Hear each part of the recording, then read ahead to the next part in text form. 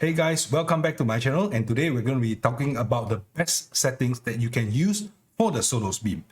The last video I made a video on the best settings that you can use for the Sonos Arc, but the Sonos Beam has not been getting much love. So today we're going to be talking about the best settings that you can use to tune your Sonos Beam as a starting point. Let's get to it.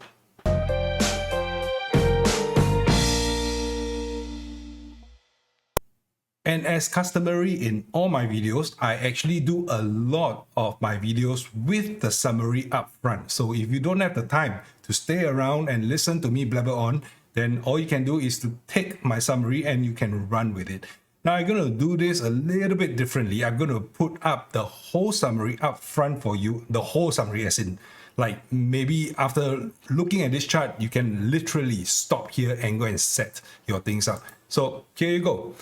I'm going to explain this a little bit. How I went about doing it is I went for the configuration of just the beam alone, and then the beam with a sub, and another common setup which is the beam and the surround, and finally the full setup of a beam with the sub with a surround. So I've made all the settings in this column respectively for each of the settings that you can see for bass, for treble, for sub, for surround, loudness, true play, night sound, and speech. There's no height setting for the Sonos Beam, which is only for the Sonos Arc, the height setting, so I left that out. Now I'm just going to quickly run through these settings and I will explain all the settings using the last configuration there with the beam and the sub and the surround. And as with all my testing, I went through the testing extensively. I did a lot of measurements, multiple hundreds of measurements. And when I came up with the whole chart, the frequency response sweep, I then managed to tune the sound to ensure as flat a response as possible so that you can get the best sound possible from your Sonos Beam. So let's get to this. So there are a few settings which I've highlighted below. The last 4 settings for loudness and true play, I've left it on throughout for all the configurations. And for night sound and speech, I've left it off for all the configurations. I will explain this in a little bit more detail later, but let me just step through the settings first. So for the Sonos Beam on its own, that means to say you're just using the soundbar without any subwoofer connected, without any surround sound connected to it, you will be setting the bass at a -7, which is pretty low, and treble at a +5. For the sub and the surround, there's no setting in this particular case when you're just using the beam on its own, so you only have the EQ settings. For the rest of the setting, I have explained that they are all consistent throughout all the different configuration. So for the beam and the sub, I've actually not brought the bass down as much, so the sub is actually making up for in terms of the rest of the response range in the below 200 or 300 range, such that it is able to keep it up at that level. So I didn't bring the bass down that much. The treble is now at a +3, and for the sub I set it as -1. Beam and surround configuration together without the sub, so just the beam and the 2 surround. In this particular case, I used 2 play ones. The bass, I brought it down to -9, and the treble is a +2. Sub, no setting, and surround, I went at a +6. And for the Sonos Beam, full configuration 5.1 with the sub and with the surrounds. In this particular case, still the play ones as a surround. The bass setting is at -4, treble is +3, sub -1, and surround +4. Now I'm going to take one of this configuration, which is the beam plus sub plus surround, to explain to you all the different settings and also to go through the frequency response curve for each of this. And let me try to explain to you what all these settings mean and how it affects the sound curve. Now, before we go on, I think it is important for me to highlight that some of these settings, it works for me and I tune it by ear listening as well as by measurement using my REW as well as my mic equipment. It may not work for you. I don't have carpets on my floor. So if your room is heavily carpeted, then the sound may be different. Your ceiling height is going to be different. The dimensions of the room is going to be different. I have a lot of furniture, desks, tables in my whole room. You may not have the same. You may have a big fluffy couch. I don't have that. So it really depends on the room significantly, which may alter the sound. Okay, but At the end of this, by the end of this video, I would have explained to you what all the settings mean so that you can make tweaks based on these recommended base settings that I'm giving you. And in stock configuration, Sonos will let you have a taste of what sound they want you to hear. So that's the Sonos signature. It could be a little bit bass heavy, but that's what the Sonos sound engineer thinks, that it is great. And therefore the sound will kind of be catered along those lines. If you have access to an iOS device or iPadOS device and you're able to run TruePlay then accounts for a couple of variances in your room. It measures the sound that's bouncing around in your room and it tries to correct it to some extent, but still it's going to favor a Sonos sound signature. Now, the Sonos sound signature, it may work for a lot of people, it may not work for everyone. For me personally, I try to get the sound as flat as possible, and once it's there, I tweak the sound slightly to my listening pleasure, depending on the material that I'm watching and listening to at that point in time. Now, one thing that the frequency response charts and all the measurements that I'm going to show you is not going to be able to measure is the sound field, the sound stage, right? Now, when you put extra speakers at the rear as surround, for example, in this particular case, the play ones to the rear, it creates a sound field that is a lot larger and it immerses you into the movie or whatever you're watching or listening to at that point in time. But the mic is not going to be picking that up. The mic is not able to detect that the sound field is larger. It will sum up the frequency response from both the beam itself as well as the rear surrounds, but it is not going to be able to tell you that, hey, there is an extra dimension, extra layer, and extra directionality to the sound.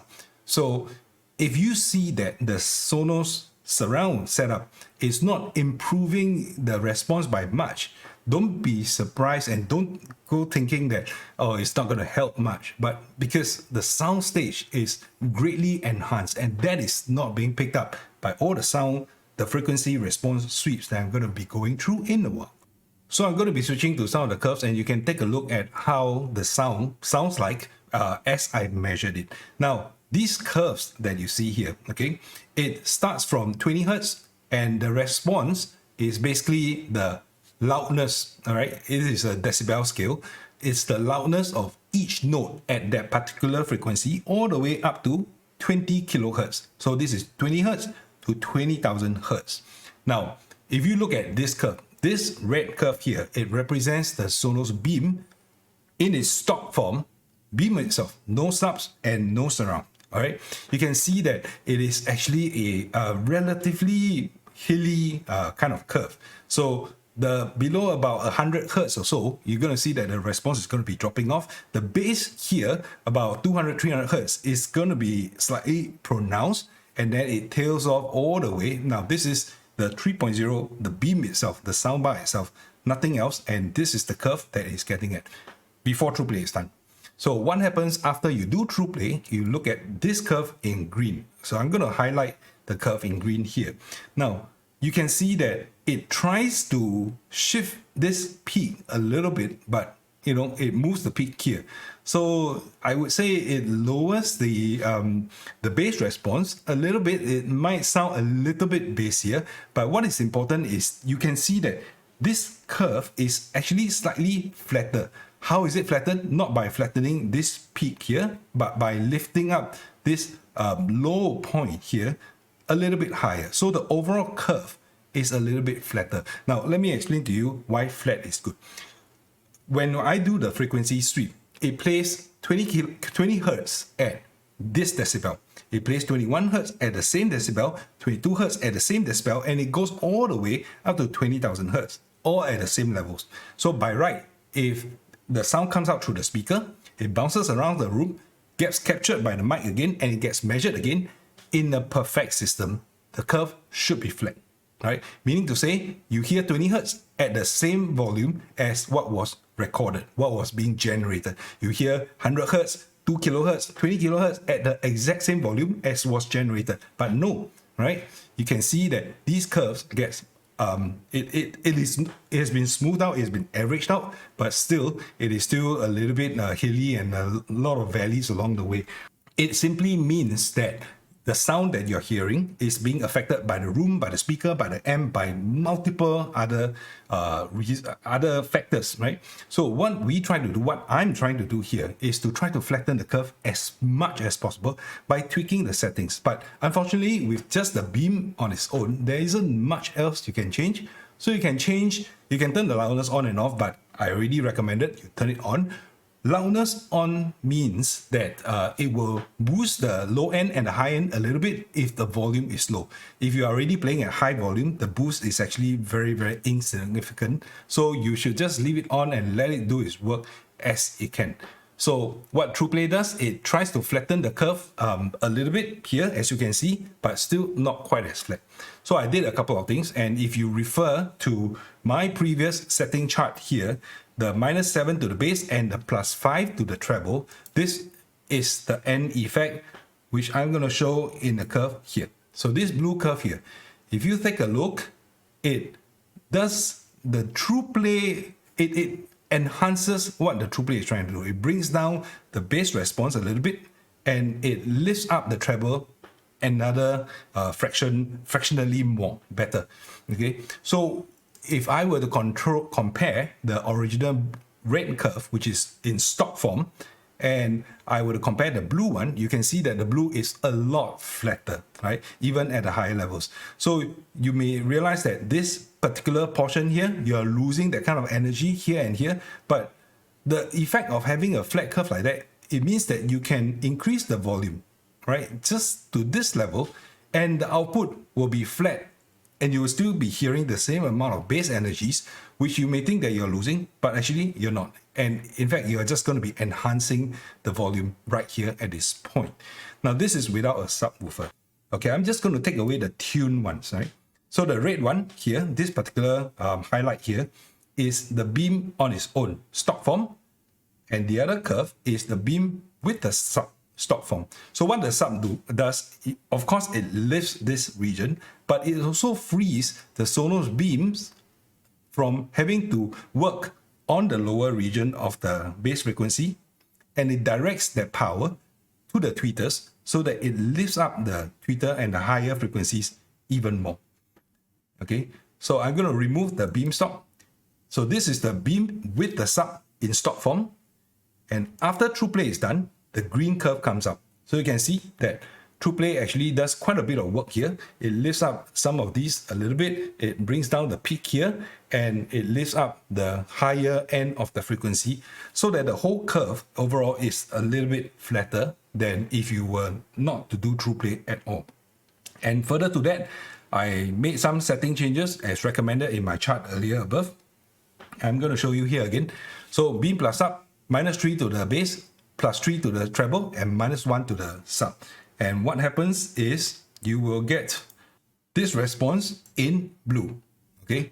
Now this is a very, very nice curve, right? You can see that it is very flat almost all throughout. So this whole peak, these two nasty peak and this valley has almost been flattened out. And it goes on quite well, right? Remember that without the sub, the bass would have been tailing off here, right? But with the sub, it actually holds it up pretty well. And this is the kind of response that you can get after you tweak and tune according to my specification. Remember, again, my recommendation, it works in my room, it works in my particular case. Try and play around with it to see what you can do to the settings, to see whether you can hear what you like or not. So for comparison purpose, I'm going to remove the stock one. So this is beam plus the sub tune, and this is the beam on its own tune. So you can see that almost throughout the whole frequency range, the performance has been elevated. It is going to be a little bit louder, and the bass region is tremendously lifted. Okay, so for the beam itself, adding a sub adds a lot of performance to the sound. So the next configuration I'm going to be talking about is the beam with the surround. Okay, so this particular curve here has no subwoofer, but it has two play ones as the surround. Now let's comparing it with the original one. This is the beam on its own, stock, before TruePlay, before configuration, right? As opposed to this particular one, which is the beam with surround, stock as well, no true play, no configuration done. All right, you can see that actually not a lot. It lifts up slightly throughout the whole range, the brown curve over the red ones without the surround, but it's basically just summing the response from the play ones to add on to the beam itself. Okay, so remove the original one. So this is the beam surround with stock for configuration, and this is the beam with surround after true play is done. Again, it lowers the frequency response at the base region. It does something here, but it basically just shifts the peak a little bit. But on the higher frequency range, it does lift it up a little bit more. Now, after tuning, this is what it's going to sound like. Okay. Again, very, very flat response that is being achieved. So you can see from this particular point onwards, because there's no sub, this part is not going to be very extended. But the rest of the curve, I'm going to just highlight it. The rest of the curve actually looks pretty flat throughout. So it's not that bad a curve. I think based on the settings that I've recommended for the beam plus surround, -9 to the bass actually, +2 to the treble, and +6 to the surround, it actually makes for a relatively nice looking flat curve that we're looking at on the screen here, the purple one here, which I'm highlighting. Again, don't be worried that you're losing this part of the energy. So what you do after tuning is that you can lift the volume, increase the volume a little bit, such that the whole curve actually covers the original response, and it gives you that much more, right, for the rest of the frequency range. So you're not losing out. Just have to crank up the volume a little bit more, and the beam gets plenty loud. So don't worry about the lack of volume. Okay, so let me just remove some of these.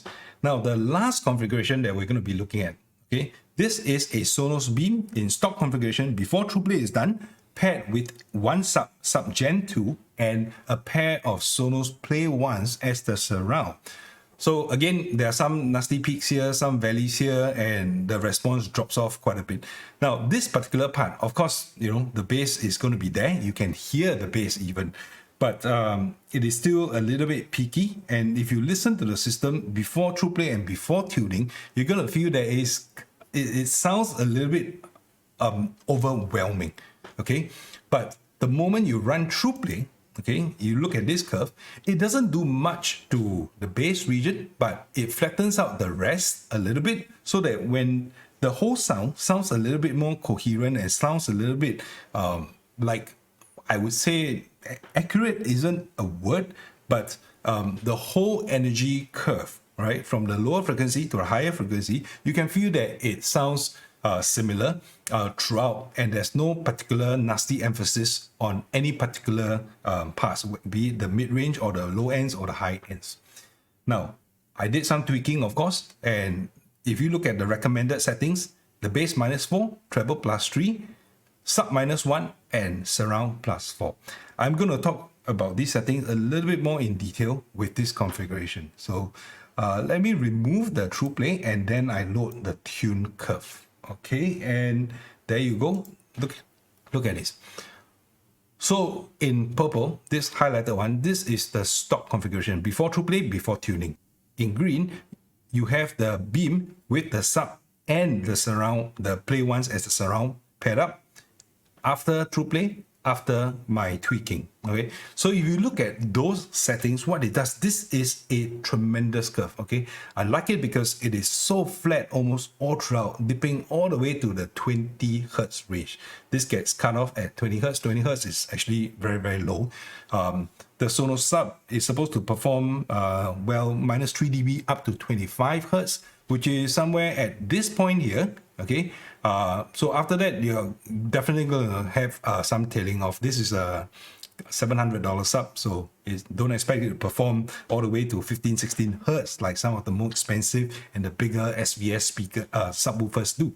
All right, but if you look at this particular curve here, it is really, really flat almost all throughout, and I am terribly impressed with what the Sonos Beam with a old 9-year-old pair of Play 1s and a Gen 2 sub is capable of achieving.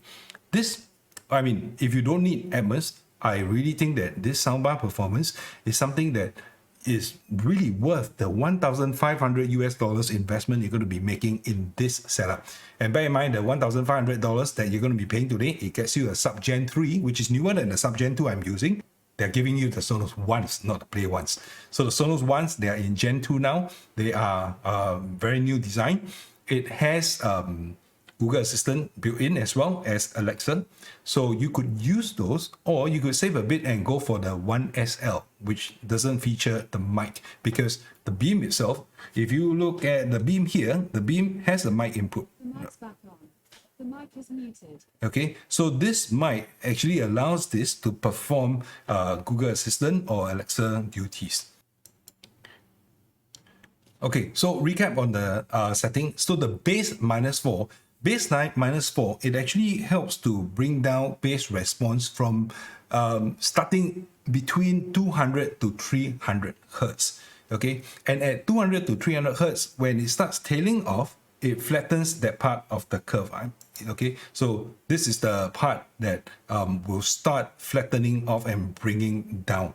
Okay, and the treble setting, when you increase it, as well as the height, as well as the surround setting, when you increase it, it actually elevates the treble response a little bit more. And when you have a sub deployed into this whole setup, it frees up the amplifiers in the Sonos Beam to focus some of the power in the amplifiers to power the higher frequencies. So the higher frequencies will also be brought up significantly.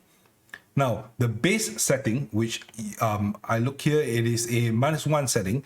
So the -1 setting for the bass, what happens is that it brings down the frequency response below 90 to 100 hertz, thereabout.